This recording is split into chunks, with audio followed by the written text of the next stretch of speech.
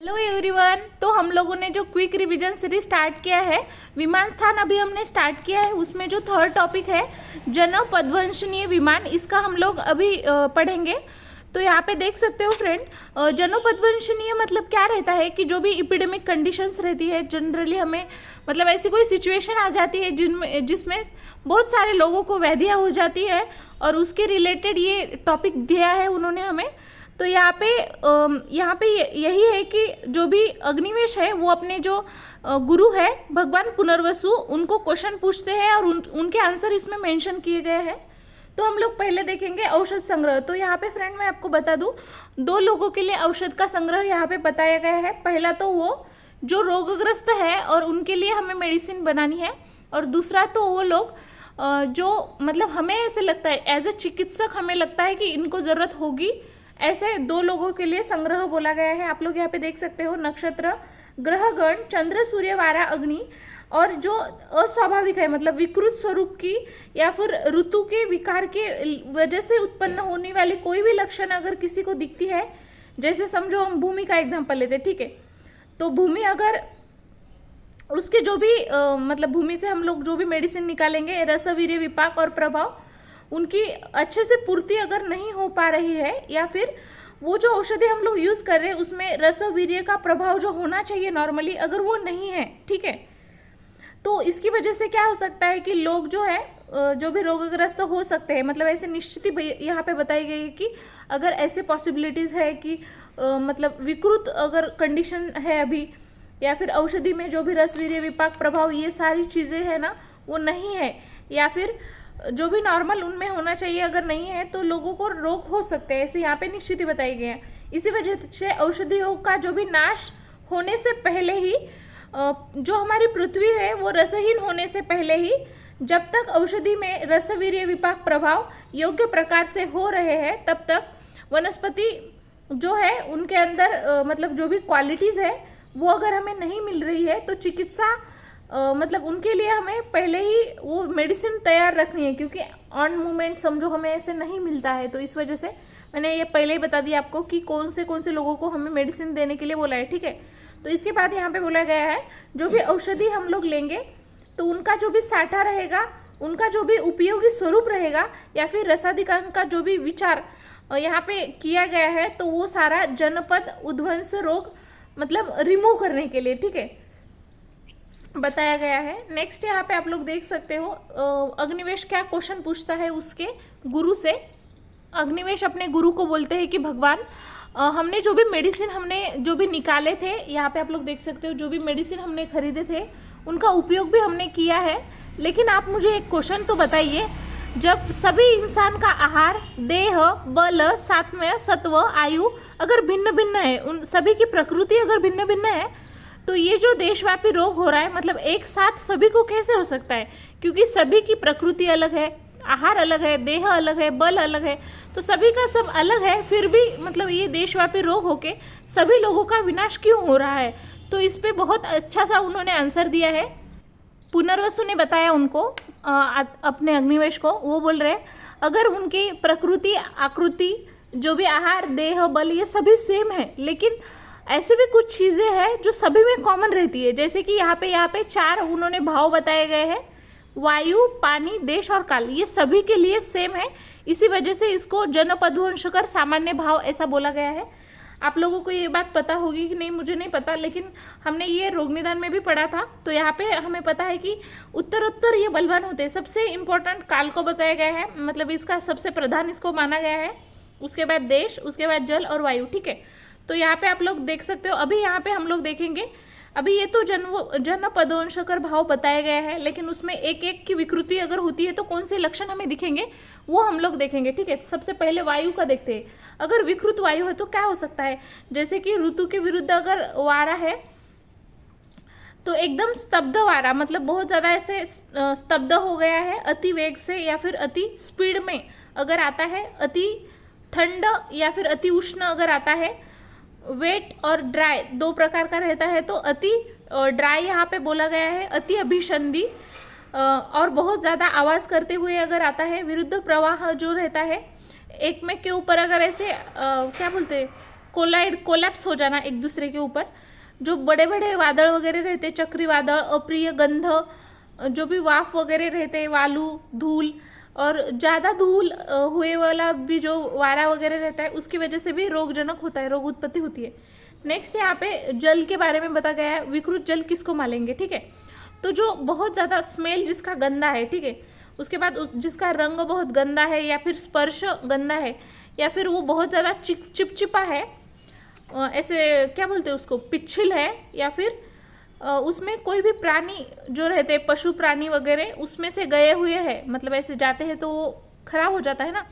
कोई भी तला है या फिर कुआं है, कोई भी है, तो जिसमें जो भी पानी है वो बहुत कम अगर है, या फिर वो अच्छा नहीं दिख रहा है, गुणहीन है, या फिर वो जो पानी है रोगजनक समझेंगे, मतलब इतने जो दिया है वो अगर वाटर है तो वो रोगजनक हम लोग उसको मानेंगे, ठीक है।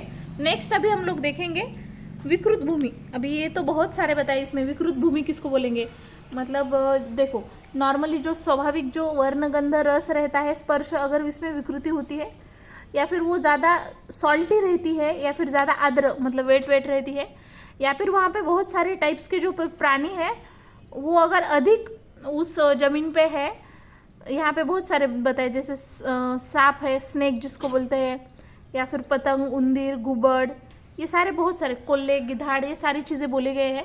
और जहाँ पे गवत, झुड़ूप, उपवन बहुत ज़्यादा क्वांटिटी में है, ठीक है। या फिर जो भी वेली है उसका मतलब ऐसे बहुत ज़्यादा जो वेल रहती है ना, स्प्रेड हो गई है, अगर ज़्यादा स्प्रेड हो गई है। आकस्मिकपणे जेथील मतलब जहाँ पे बहुत ज़्यादा कृषि क्षेत्र कम हो गया है, ठीक है, जहाँ पे वो पूरा ड्राई हो गया है, और जो भी एयर है वो धूल युक्त, मतलब उसमें धूल भी मिक्स हो गई है, मतलब जो भी एयर रहेगी उसके साथ धूल मिक्स हो गई है। ऐसे यहाँ पे जहाँ पे जो भी पंछी रहते हैं, पक्षी, तो उनका बहुत ज़्यादा आवाज़ अगर आ रहा है, और जो भी डॉग वगैरह है वहाँ पे अगर रो रहे हैं, बहुत सारे यहाँ पे दिए हैं, जो भी लोग है उसमें धर्म, सत्य, लज्जा, आचारशील, सद्गुण, ये सारी चीज़ें नष्ट अगर हो गई है। जलाशय नेहमी मतलब उसमें जो भी पानी रहेगा वो बहुत उसमें लाटा वगैरह आ रहे हैं, ठीक है, बड़ी बड़ी जो मतलब रहते हैं ना, जिसको समुद्र पे लाट आना बोलते हैं हम लोग, वैसे अगर हो रहा है, उल्कापात अगर हो रहा है, या फिर जो बीज जिसको बोलते हैं अगर वो नीचे आ रही है, या फिर यहाँ पे बोला है ज़मीन से बहुत सारे आवाज़ भी अगर आ रहे हैं, या फिर कुछ अगर दृश्य दिख रहे हैं हमें अलग ही थोड़े, यहाँ पे रंग बताए गए, इस रंग के जो वाइटिश और रेडिश है उस रंग के अगर हमें क्या बोलते हैं, जो भी ढग रहते हैं वो अगर दिख रहे हैं, सूर्य, चंद्र, ये जो तारे हैं उनको नीचे ला रहे ऐसा अगर लग रहा है, जहाँ पे भय, उद्विग्नता, इसकी वजह से मतलब रड़ने का अगर आवाज़ आ रहा है, अंधार जब रहता है, जब नाइट का टाइम रहता है, तो उस टाइम पे भी ऐसे कुछ लग रहा है हमें अलग, मतलब जो भी थीफ वगैरह रहते, डाकू रहते, तो उन्होंने ऐसे वहाँ पे अगर कुछ अपना पसारा वगैरह ला लिया है, ऐसे टाइप्स, या फिर बहुत ज़्यादा किसी की क्राइम की आवाज़ आ रही है, तो भी अहितकर समझने का वो देश को, ठीक है। नेक्स्ट दिया है विकृत काल। काल का तो सिंपल है, जैसे नॉर्मली अपना ऋतु विपरीत रहता है, तो ऋतु विपरीत जो लक्षण है तो उसको ही बोलेंगे काल। या फिर ऐसा कि वो बहुत ज़्यादा कम अगर लक्षण है, या फिर बहुत ज़्यादा अगर है, तो भी हम लोग बोल सकते हैं विकृत काल, ठीक है। कारण क्या क्या है इसमें अभी हमने देखा, 4 ही कारण यहाँ पे बताए गए हैं। दोषयुक्त वायु, जल, देश, काल। इसके बारे में जिसको पता है, मतलब यही तो 4 कारण है हमारे इसमें बताए गए हैं। तो मतलब जो नॉर्मल अगर है, स्वाभाविक प्राकृत अवस्था में है, तो वो हितकर माने गए हैं, अदरवाइज हितकर नहीं है, ठीक है। यहाँ पे देख सकते हो आप लोग, जनपदवंश, रोग, भय मुक्ति, मतलब अगर मतलब ज़्यादा अगर ये हो रहा है जनपदवंश, वात आदि कारणमुळे मतलब उसमें वैगुण्यता अगर हो गई है, तो उसमें सिंपल हमें यही करनी है कि उसको उचित मेडिसिन हमें प्रोवाइड करनी है, जिसकी वजह से वो जो भी रोग उत्पत्ति होगी उसकी वजह से जो भी डर रहेगा वो कम हो जाएगा, ठीक है। नेक्स्ट यहाँ पे दिया है देश आदि में जो भी परस्पर प्राधान्य है, तो यहाँ पे बोला गया है जो भी विपरीत गुण निर्माण मतलब जो तैयार हुए हैं देश, काल, वायु और जल, इसमें तो इसी की वजह से मतलब वैगुण्य निर्माण होता है, मतलब वो प्राधान्य उसको बोला गया है। और जो भी इसमें सबसे मैंने जो आपको सीक्वेंस बताया था वही इसमें दिया है फ्रेंड। सबसे ज़्यादा काल को इम्पोर्टेंस दिया है, मतलब काल जो है वो सबसे प्राधान्य यहाँ पे माना गया है। नेक्स्ट आप लोग देख सकते हो यहाँ पे सबसे यही सीक्वेंस सिर्फ बोला गया है। उसके बाद ऐसा बोला गया है कि देशाधिक इसमें प्रतिकार में लाघव, मतलब जो वैद्य ऐसा रहता है, जो हमने दोष पहले बताए थे, जो लक्षण हमने देखे थे, तो उसका जिसको अच्छे से नॉलेज होता है तो वही वैद्य श्रेष्ठ माना गया है।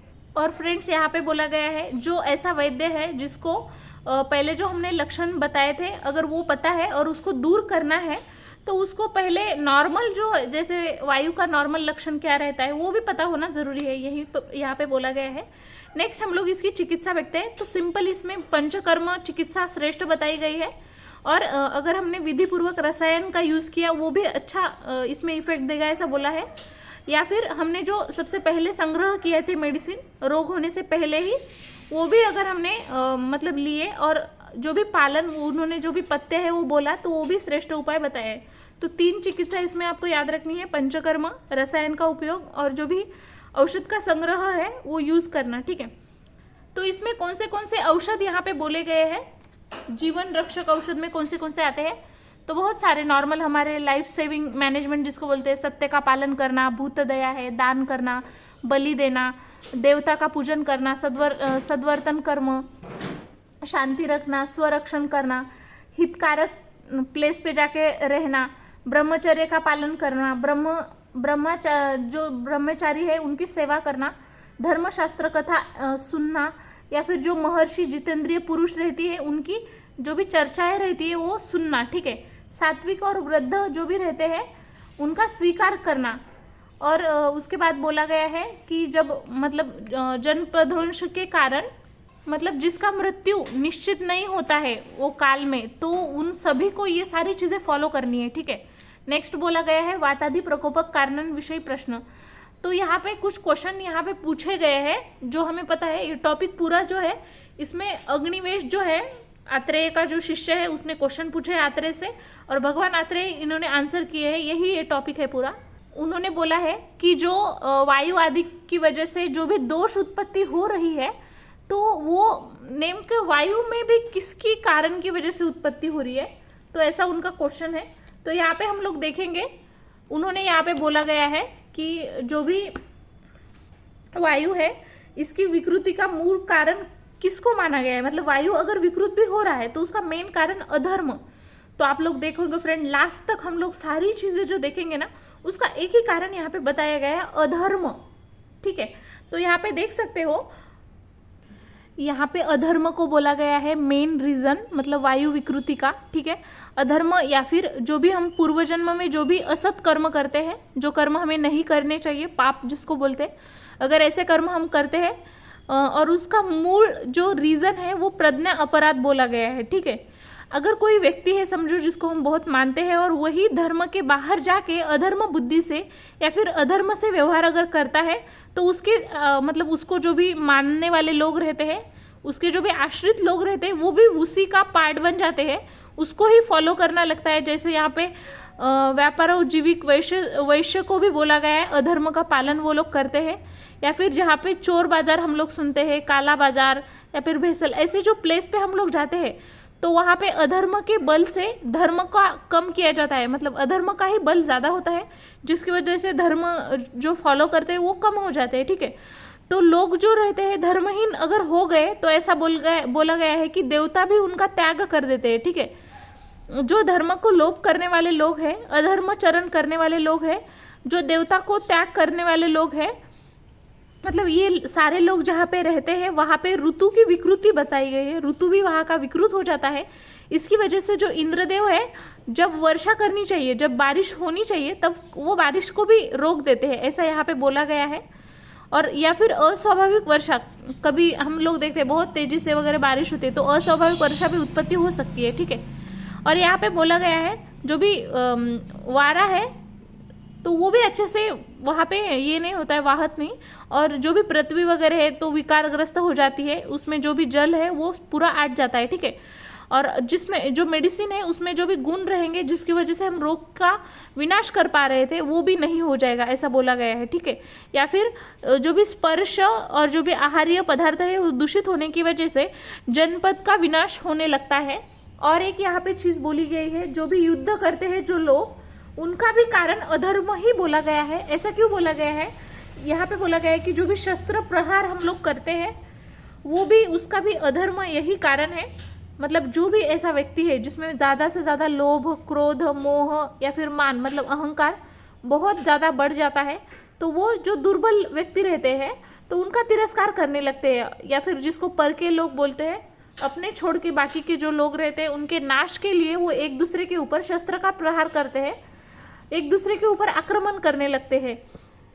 तो यही यहाँ पे बोला गया है, उसका भी कारण अधर्म ही बोला गया है, ठीक है। और इसी अधर्म को मतलब ज़्यादा अगर प्रकोपित होता है तो उसको देखते हुए भी जो राक्षस रहते हैं वही खुद जनपदवंश निर्माण करते हैं, ऐसा बोला गया है। जो भी अधर्म या फिर कोई भी ऐसा अपवित्र आचरण हमारा अगर होता है तो राक्षस जो है प्रकोपित होके जो जनपदवंश है करते हैं।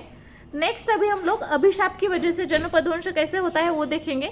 यहाँ पे बोला गया है फ्रेंड, जो लोग मतलब ज़्यादा अभिशाप देते हैं, मतलब अभिशाप जन्य जिसको अधर्म बोलते हैं, तो सिंपली यहाँ पे बोला गया है जो लोग धर्म को लुप्त करते हैं, मतलब जो धर्महीन रहते हैं, या फिर जो भी हमारे पूजनीय व्यक्ति रहते हैं जैसे गुरुजन, वृद्धजन है, वयोवृद्ध, सिद्धजन, ऋषि, पूजनीय व्यक्ति, इनका तिरस्कार करते हैं, मतलब इनके साथ अहित व्यवहार करते हैं, आचरण करते हैं, या फिर मतलब उनको मानते नहीं है, तो ऐसे जो लोग रहते हैं उनका वो लोग शाप देके मतलब उसका ये करते हैं, जैसे बदला बोलते हैं ना, तो वो गुरु वगैरह जो रहते हैं वो शाप दे देते हैं ऐसे लोगों का, और वो लोगों को फिर नाश हो जाता है, और उनके आयुष्य का जो अनियमित मतलब उनका पीरियड जो है वो अच्छा नहीं रहता है, मतलब कम हो जाता है, और उनका नाश हो जाता है। तो इसी वजह से अभिशाप की वजह से भी जनपदवंश होता है, और उसका भी कारण अधर्म को ही बोला गया है फ्रेंड्स।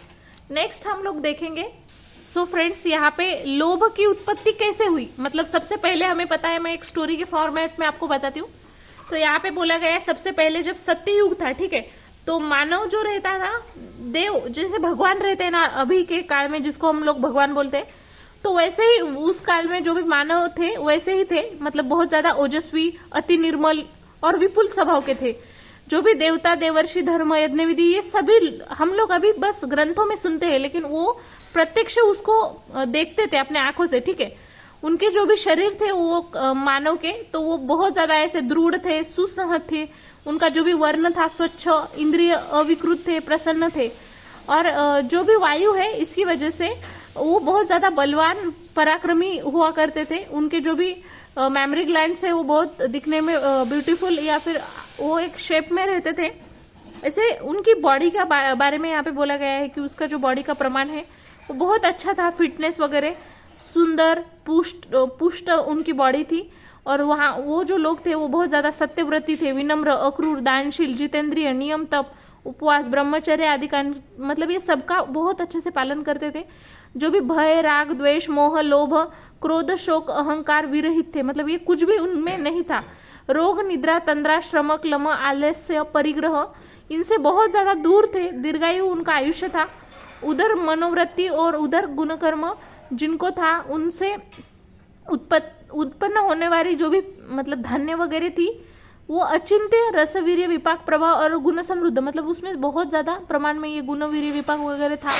और पृथ्वी सर्वगुण समृद्ध थी, ठीक है।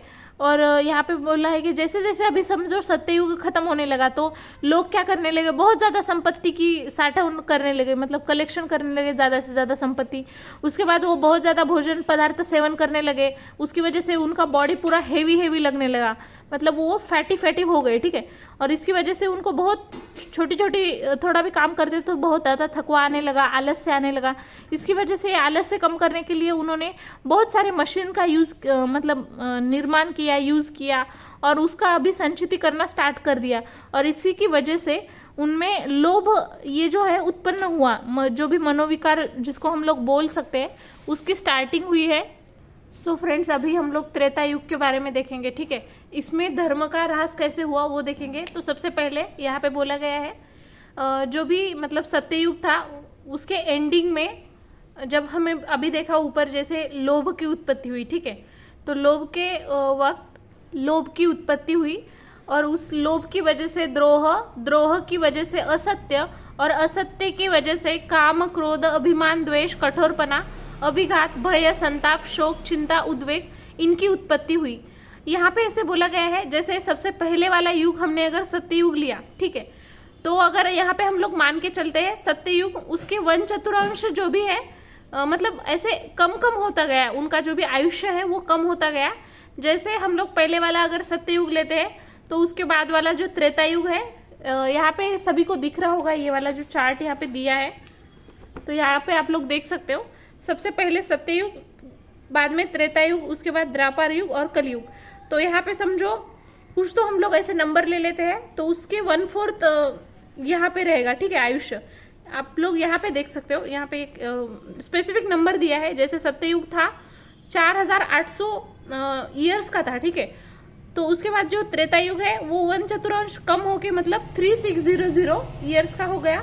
उसके बाद जो भी द्वापर युग था वो 2400 ईयर्स का, और जो भी कलयुग अभी का जो चल रहा है हमारा तो वो 1200 दिव्य वर्ष का बोला गया है। तो आप लोग देख सकते हो 12 का अगर हम टेबल बोलते हैं 24, 36 और 48, तो 1/4 कम यहाँ पे बोला गया है, ठीक है। यहाँ पे आप लोग देख सकते हो हर युग में धर्म और आयु का नाश होते हुए हमें दिखता है। तो यहाँ पे वही बोला गया है, जैसे यहाँ पे हर युग में धर्म का नाश होने के नाश हो रहा है ऐसा बोला गया है, वैसे ही भी यहाँ पे जो भी पंच महाभूत हमारे पता है हमें, तो उसमें उसके जो भी गुण रहते थे उसमें भी ह्रास होते हुए यहाँ पे बताया गया है। और इसी की वजह से जो भी रोग है उसकी उत्पत्ति यहाँ पे बताई गई है, मतलब जो भी रोग हो रहा है तो उसका कारण इसी को बोला गया है, ठीक है। तो यहाँ पे जो भी मतलब भगवान आत्रेय है उनको अग्निवेश ने एक क्वेश्चन पूछा कि भगवान सभी प्राणियों का आयुष्य की निश्चित है क्या, मतलब फिक्स है क्या, उनका आयुष्य इतना ही रहना चाहिए। तो यहाँ पे उन्होंने आंसर बहुत अच्छे से दिया है।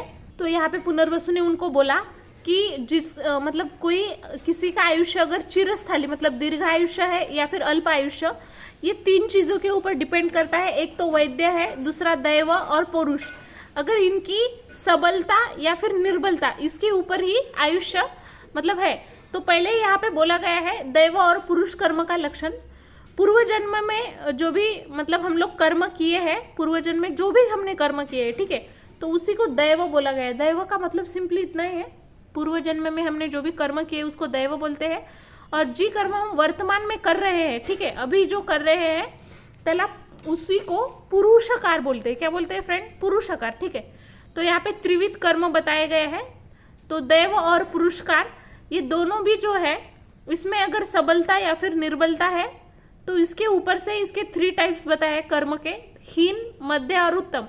तो सबसे पहले वाले हम लोग देखेंगे श्रेष्ठ कर्म, उत्तम जिसको बोलते हैं। तो इसमें जो भी दैव और पुरुषाकार है दोनों भी श्रेष्ठ कर्म जिसमें किया है, मतलब कोई इंसान ने मतलब पूर्व जन्म में भी अच्छे कर्म किए और अभी भी अच्छे काम कर रहा है तो वो श्रेष्ठ कर्म में आ जाएगा। उसका जो भी आयुष्य रहता है दीर्घ रहता है, सुखमय रहता है, और उसकी जो आयु रहती है वो नियत रहती है, मतलब निश्चित रहती है, ठीक है। और अगर कोई हीन है मतलब जिसमें दैव और पुरुषाकार मतलब पहले पूर्व जन्म में भी उसने अच्छे काम नहीं किए और अभी भी अच्छे काम नहीं कर रहा है, तो उसका आयुष्य जो है अल्प है, दुखमय है और अनिश्चित है, ठीक है।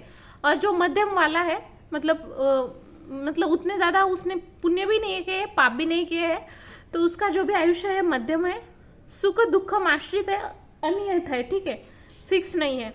यहाँ पे नियति बताई गई है जो बहुत ज़्यादा दुर्बल दैव है, मतलब जिसका दैव जो है वो दुर्बल है और जो पुरुषार्थ है वो बलवान है। तो यहाँ पे बोला गया है दुर्बल दैव को जो भी बलवान वाला पुरुषार्थ है वो पराजित करेगा, और जो बलवान दैव है उसको दुर्बल पुरुषार्थ पराभूत करेगा। मतलब एक दूसरे के ऊपर ये डिपेंड है। इसी को ध्यान रखते हुए लोग जो है आयु की निश्चिति बताते हैं। यहाँ पे एक बात बताई गई है फ्रेंड कि जो भी हम लोग बहुत बड़ा ऐसा कोई भी काम करते हैं उसमें मतलब पाप भी हो सकता है या फिर पुण्य भी हो सकता है बहुत बड़ा, ठीक है। तो उसकी जो फल प्राप्ति रहेगी वो निश्चित रूप से हमें मिलेगी और वो भी जल्दी मिल जाएगी, ठीक है। लेकिन ऐसा कोई कर्म है बहुत ज़्यादा शुद्र है, मतलब बहुत छोटा सा कोई कर्म हमने किया है या फिर क्षुद्र कर्म है तो उसकी फल प्राप्ति जो हमें मिलेगी वो निश्चित नहीं है, ऐसा बोला गया है। उसका मतलब वो जो कर्म हमने किया है उसके साथ अगर हम कोई भी ऐसे अपत्य सेवन आदि कोई भी कर्म करते हैं तो उसके हेल्प से वो कर्म की जागृति हो जाएगी, लेकिन उसका जो भी रिजल्ट होगा वो मिलेगा या नहीं मिलेगा इसके बारे में निश्चित बताई गई नहीं है। नेक्स्ट अभी हम लोग एक पॉइंट देखते हैं जिसमें आयुष्य की निश्चितता और अनिश्चितता इसके संबंध में एक बताए गए हैं यहाँ पे विषय। यहाँ पे ना बहुत सारे ऐसे एग्जाम्पल दिए हैं कि अगर हमने समझो ऐसा किया कि हमने किसी के प्राण की निश्चिति कर दी तो उसकी वजह से क्या हो सकता है। आप लोग मुझे बताइए, अगर किसी का आयुर्मान अगर फिक्स होता समझो, तो आयुर्वृद्धि के लिए जो इच्छा करते हैं, जिनको लगता है कि मेरी आयु ज़्यादा होनी चाहिए, उसके लिए जो लोग मंत्र पाठ वगैरह करते हैं, औषध का उपचार करते हैं, मणिरत्न का धारण करते हैं, मांगलिक कर्म करते हैं, बलि प्रदान, उपहार वगैरह, हवन, नियम पालन, विघ्नहारक, उपवास, स्वस्थयन, देवता गुरु जो है इनको वंदन करना, तीर्थाटन करना, ये सारी चीज़ें कर सकते थे क्या। या फिर जो भी बड़े बड़े प्राणी है जैसे हत्ती है, ऊंट, गाढ़व, घोड़ा, रेड़ा, अगर ये हमें धड़क मारता है या फिर हमारे ऊपर आ जाता है तो हम लोग इनके हल्ले से घबराते नहीं थे। हमें पता था यार कि हमारी आयु इतनी है, ये कुछ भी करेंगे तो भी हम जिंदा रहेंगे, ऐसा हमें लगता था उस टाइम पे। तो हम कोशिश नहीं करते थे खुद को बचाने के लिए, आग में कूद जाते थे। हमें पता था कि क्योंकि हम मर ही नहीं पाएंगे ना, क्योंकि हमारी आयु तो इतनी है। और या फिर किसी भी ऊंचे पर्वत से हम लोग छलांग लगा देते थे, ऐसा कुछ भी कर सकते थे, ठीक है। तो इसी वजह से जो भी विषारी पदार्थ है उनका भी सेवन करने लगते थे हम लोग। जो भी स्नेक वगैरह रहते उनसे भी हम लोग डरते नहीं थे, क्योंकि हमें अगर आयु निश्चित होती थी तो ये सारी चीज़ें हम लोग विदाउट एनी फियर हम लोग कर पाते थे, ठीक है। किसी भी टाइप की हम लोग जो भी फियर है वो नहीं रहते थे हमारे इसमें। यहाँ पे बोला गया है या फिर किसी को समझो कोई फांसी की सजा दे दी है पर उसको पता है मेरी मृत्यु तो अभी है ही नहीं, तो वो भी उससे डरता नहीं था। और कुछ भी मतलब ऐसे बहुत सारी चीज़ें हो जाती थी ऑन स्पॉट, जिसकी डेथ हो जाती है तो वो लोग भी डरते नहीं थे, जिसको बोलते हैं अकाली मृत्यु। या फिर यहाँ पे एक एग्जाम्पल बताया गया है, जैसे अगर किसी का आयुष्य फिक्स है, नियत है, तो इंद्र ने जिसका वध किया है वो भी डरता नहीं था। अश्विनी कुमार भी कोई भी रोगग्रस्त इंसान की चिकित्सा ही नहीं करता था, क्योंकि वो उसको पता था मतलब कुछ भी करेगा तो ये मरेगा नहीं, ठीक है। तो ऐसा यहाँ पे बोला गया है। यहाँ पे और एक एग्जाम्पल दिया है फ्रेंड, जैसे कि समझो युद्ध चालू है, दोनों अपोजिट पार्टी में अगर युद्ध हो रहा है तो दोनों को भी अगर पता है कि मेरा मतलब डेथ यही अभी होने वाला है, मतलब एक टाइम उनकी फिक्स अगर है, तो वो उनको पता रहेगा कि युद्ध करेंगे तो भी हमारी आयु इतनी है, ठीक है। या फिर कोई अगर विष भक्षण करता है या फिर अदर वाला जो है उसने नहीं किया, दोनों की भी आयु सेम नहीं हो सकती है ना। तो यही बोला है कि निश्चित ही नहीं है। यहाँ पे एक एग्जाम्पल इन्होंने दिया है, जैसे कि एक कोई तो मटका लिया है उन्होंने, एक मटका जो हम हमेशा उससे पानी भरते हैं, उसमें पानी रखते हैं, ठीक है। और दूसरा वाला जो है जिसको बस हमने ऐसे कलर दिया है उसको और वैसे ही रखा है। तो यहाँ पे ऐसा बोला गया है कि उसको अगर बार बार यूज़ करेंगे तो उसकी क्षीणता आ जाएगी, मतलब क्या हो जाएगा उसमें मतलब जल्दी वो उसकी आयु जो है कम होती जाएगी। लेकिन जो हम लोग सिर्फ एज अ शो के लिए यूज़ कर रहे हैं, ठीक है, प्रदर्शन के लिए यूज़ करें तो वो वैसा का वैसा रहेगा, मतलब उसकी आयु ज़्यादा रहेगी। तो यहाँ पे बोला है कोई भी एक आधी चीज़ अगर है वो अगर हमें मिलती है तो उसको योग बोलते हैं, ठीक है। और उसका अगर हम लोग रक्षण करते हैं, जो मिला है उसका रक्षण करना, उसी को क्षेम बोलते हैं। तो ये दो वर्ड आपको याद रखना है, योग और क्षेम। योग मतलब क्या है, कोई भी वस्तु जो चीज़ है वो मिलती अगर है तो उसको योग बोलते हैं, और अगर वो उसका अगर हम रक्षण करते हैं उसको क्षेम बोलते हैं, ठीक है। योग और क्षेम। सो फ्रेंड यहाँ पे कुछ रीज़न बताए हैं। देखो, जो भी व्यक्ति है जो हमेशा जो भी आहार विहार करता है वो अगर हितकर करता है, या फिर मतलब वो जो भी मतलब चिकित्सा कर रहा है, जो डिसीज उसको हुआ है उसके विपरीत अगर चिकित्सा कर रहा है, या फिर कोई भी अतियोग, अयोग, मिथ्या योग, ये सारी चीज़ों का अगर त्याग कर रहा है, अधारणीय वेग का धारण नहीं कर रहा है, या फिर साहस जो कर्म है उसका त्याग अगर कर रहा है, तो वो स्वस्थ मतलब निरोगी रहेगा और उसकी आयु उतनी ही बढ़ेगी, ऐसा यहाँ पे बोला गया है। अभी हमें सबसे इम्पॉर्टेंट चीज़, अभी नॉर्मली देखते हैं किसी की ऑन स्पॉट डेथ हो जाती है, किसी की कभी भी हो जाती है, तो काल और अकाल मृत्यु की वजह से यहाँ पे मतलब क्या क्या है उसमें देखेंगे हम लोग। सबसे पहले हम लोग देखेंगे काल, जिसको नियत नियतकालीन या फिर अकाल मृत्यु के उदाहरण बताए गए हैं। तो भगवान आत्रेय ने यहाँ पे क्वेश्चन पूछा है कि अग्निवेश ने जो क्वेश्चन पूछा था आत्रेय जी को, तो उसने पूछा था कि जो भी व्यक्ति की मृत्यु होती है काल और अकाल वो कैसे हो सकती है। तो उसका एक्सप्लेनेशन उन्होंने बहुत अच्छे एग्जाम्पल से दिया है। एक रथ का उन्होंने एग्जाम्पल लिया है, उसमें जो कना रहता है, जो हम लोग जो क्या बोलते हैं उसको, ऐसे नीचे रहता है ना, तो वो जो चाक रहता है वो उसका एग्जाम्पल दिया है। समझो कोई रथ है, उसको जो भी ये लगाया हुआ है कना, वो अगर स्वभावतः मतलब बहुत ज़्यादा गुण संपन्न है, ठीक है, तो गुण संपन्न है, लेकिन उसको अगर बार बार हम लोग खींचते रहेंगे तो वो उस क्या बोलते हैं उसको, डिकम्पोज होना स्टार्ट होगा। डिकम्पोज ये वर्ड स्पेसिफिक नहीं है, मराठी में तो इसको झिझना बोलते हैं, हिंदी में मुझे पता नहीं है। तो वो अगर ऐसे होता है तो उसकी वजह से वो धीरे धीरे नष्ट होने लगता है। धीरे धीरे अगर क्षीण हो जाता है तो स्पेसिफिक टाइम के बाद उसका क्षय होने लगता है और उसी वजह से उसकी डेथ हो जाती है। और दूसरे एग्जाम्पल में उन्होंने बोला है कि समझो वो मतलब जो ये है रथ वगैरह है ना, वो जिस घोड़े या फिर बैल को हमने लगाया है, समझो उसमें अगर कोई दोष है या फिर उसमें कोई खील है वो निकल गई है, या फिर वो उल्टा हो गया है, या फिर ऊपर से नीचे गिर गया है, तो ये कोई भी चीज़ की वजह से अगर उसका जो भी कना है अगर वो मतलब टूट जाता है, ठीक है, तो शरीर में जो भी आयुर्मान रहता है वो भी अपने शक्ति से अगर हम अधिक काम करते हैं, अधिक साहस दिखाते हैं, जैसे अपनी पचन शक्ति रहती है, ठीक है, तो उसमें जितना खाना खाने को बोला है उतना ही खाना खाना है, ठीक है। विषम भोजन, जो भी हमारा शरीर अगर है इधर उधर करना, कैसे भी विषम स्थिति में बैठना, अति मैथुन करना, दुर्जन से फ्रेंडशिप कर देना, या फिर मलमूत्र को मतलब रोकने के लिए नहीं बोला है लेकिन फिर भी हम लोग रोक रहे हैं, ठीक है। या फिर जो भी भूत प्रेत वगैरह है, दूषित वायु वगैरह है, तो ये सारी चीज़ों का जो नियम बोला गया है हमें, तो वो हम लोग नहीं कर रहे, अच्छे से फॉलो नहीं कर रहे, ठीक है। तो ये सारी चीज़ की वजह से अगर किसी की डेथ हो जाती है तो उसको अकाल मृत्यु ऐसे बोला गया है। जैसे कि कोई भी हमें रोग हो गया है, ज्वर आदि रोग, उनकी अगर योग्य चिकित्सा नहीं हुई और उसके बाद उसकी डेथ होती है तो उसको अकाल मृत्यु ऐसे बोलेंगे। अभी यहाँ पे ज्वर का एक एग्जाम्पल दिया है, जैसे ज्वर में उष्ण जल का उपयोग करेंगे तो क्या हो जाएगा, ठीक है। तो यहाँ पे एग्जाम्पल दिया है कि जो भी हम ज्वर में उष्ण जल का सेवन करते हैं, उष्ण जल जो है पाचन कार्य जो जिसको बोलते हैं, तो पाचन कार्य अच्छे से करता है।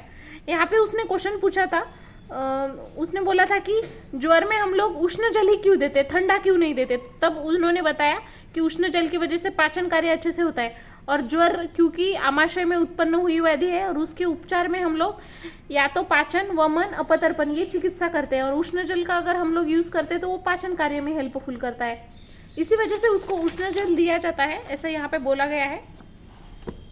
उसके बाद अगर हम लोग उष्ण जल का सेवन करते हैं तो वायु का अनुलोमन करता है, जठराग्नि को प्रदीप्त करता है, जल्दी से जल्दी डाइजेशन होता है, कफ को वो ज़्यादा अगर द्रवत्व है तो उसको कम करेगा, ठीक है, और उसका शमन करेगा।